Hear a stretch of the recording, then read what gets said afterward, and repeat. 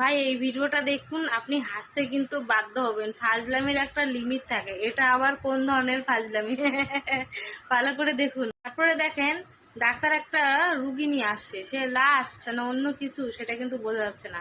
তার কিন্তু check up take up করছে, কোথায় কি আছে না আছে। আর পাশে থাকা লোকটাকে একটু খেয়াল করবেন। ডাক্তার কিন্তু চেক আপ টেক আপ করে লিখে লুকে চলে গেল ওখান থেকে। তারপরে পাশে থাকা লোকটাকে একটু খেয়াল করবেন ভালো করে। তাকে দেখেন তার মুখটা ভয়ে একদম শুকিয়ে গেছে।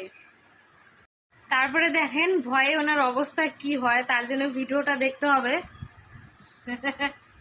তার কিন্তু মুখ চুপ করে শুকিয়ে গেছে ভয়ে, যে তার সামনে এটা কি রেখে গেল। এই মা, তার সাথে কি হচ্ছে এটা?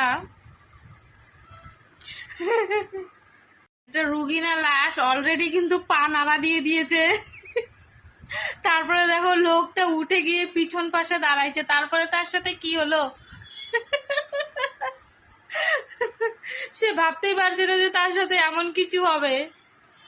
লোকটা দেখো ভয়ের চোটে টুলের নিচ দিয়ে মানে ঢুকে ভিতর দিয়ে দরজা দিয়ে বেরোয় যাচ্ছে। এটা কোন ধরনের ফাইজলামি ভাই?